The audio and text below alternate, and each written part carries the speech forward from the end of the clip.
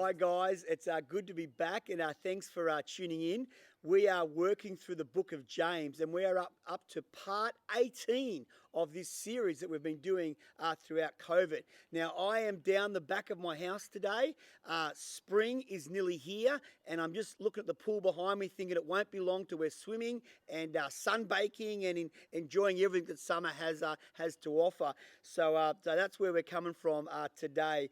But we have been talking out of James chapter 2, and last week I left you with two thoughts. I left you with the thoughts about the Christians that are following God, but nothing's changed in their life, and a lot of times they can be just called hypocrites because they're Christians, but they're no better than anybody else.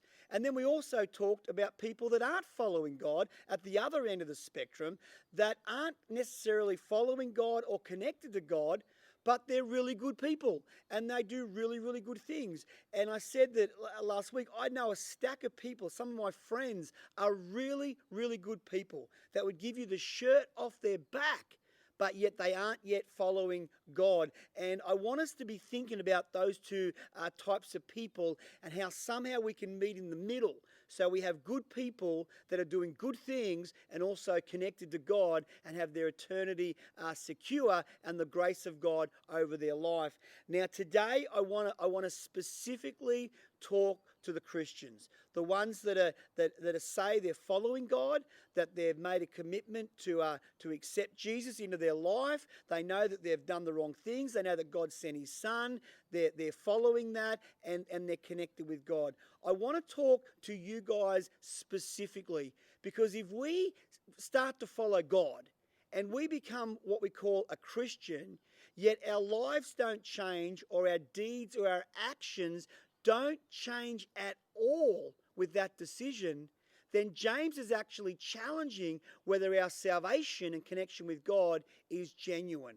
And that's what I want to start with today. Now James says this in James 2, verse 15, says this: "Suppose a brother or a sister is without clothes or daily food. And if one of you," that's a Christian, "says to him, 'Go, I wish you well, keep warm and stay fed,' but does nothing about the physical needs of that person, what good is it?"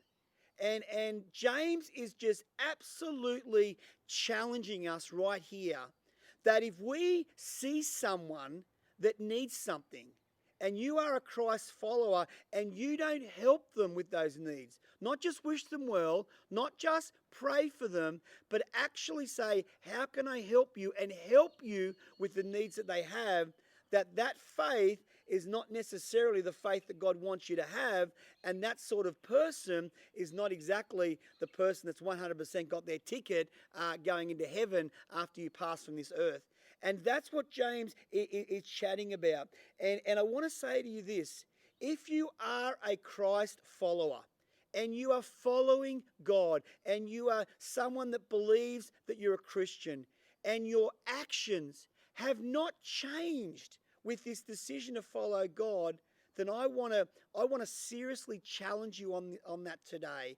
And I want you to think about, how can my actions follow through with my commitment and the faith that I have with God? Now, at another week, I will get to the people that are good people that don't have a faith in God, and I touched on that last week. But today, it's your turn. Don't turn off. I just want you to listen to these couple of thoughts that I've got and then see how we can apply them to our life. I've written down here on my notes that talk is cheap.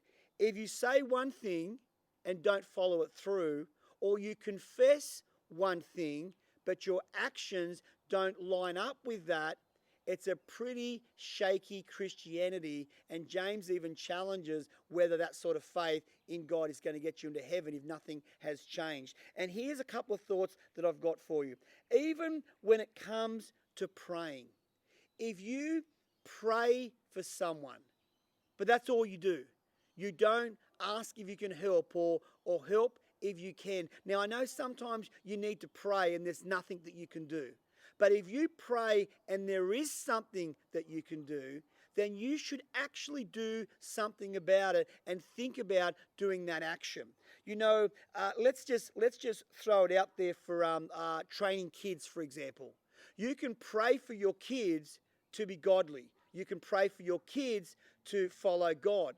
But if you don't set the example for them, if you don't take them to church, if you don't lead by example and encourage them to read their Bible when they're young, if you don't discipline them when they get out of line and say, you know what, that's a no to that, and you're going to get grounded for that or lose your toys for half an hour or whatever it might be, if there's no actions in raising up good godly kids and all you ever do is pray for it or ask God to do it for you, I can pretty well guarantee you that praying alone will not produce godly kids if there's no actions that follow through behind it.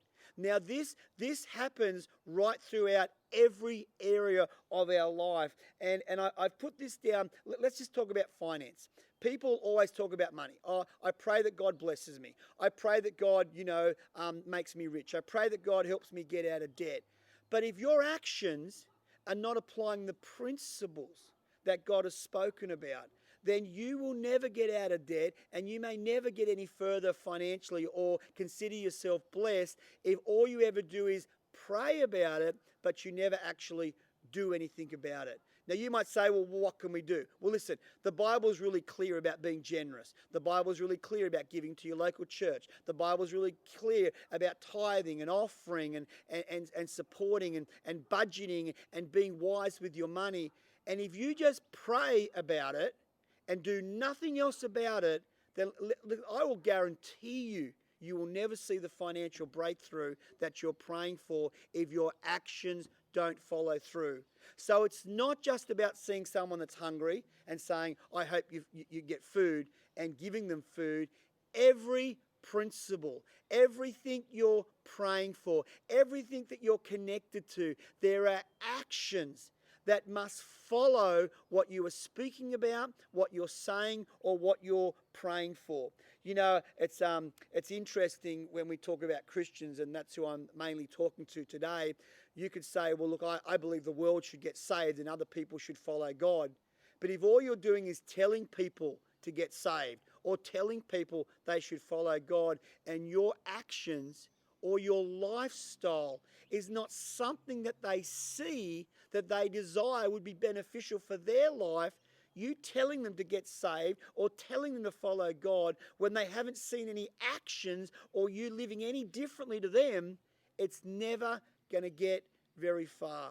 And James is saying, come on, guys. We can't just keep telling the world to get saved and our actions aren't any different when we get saved. We can't keep saying to God, oh, help me with my finance, or please help me raise my kids so they follow you, if we haven't put training into those kids and budgeting into our finance and generosity into our finance. All of these things have actions that must follow what we're speaking for and what we're believing for. In James chapter 2 verse 17, it says this: in the same way, faith by itself, if not accomplished by actions, is dead. But someone will say, you have faith, I have deeds. Show me your faith without deeds, and I will show you my faith by what I do. Now listen, I think this is pretty clear. And I think God's pretty on the money when we read this. But we can't just say that we have a faith in God and our actions and what we do doesn't follow that up. It'll never work. In fact, it actually gives us Christians a bad name when we're running around telling everybody else what they should change their actions, change their lifestyle, change their sexual preference, change this, change that, change everything else. But you haven't changed your lifestyle to live a lifestyle that is worthy of the faith you have in God. And that's why James says, you know what? You can have a faith, and that seems great without any deeds. But James says, I'll show you my faith by the deeds that I do and what I actually do for others and do towards God. And I think this is a big, big challenge. So let me encourage you today. Don't leave this video and be upset. Don't think, oh my goodness, Mark's had a bad day, or Mark's really trying to make me change something.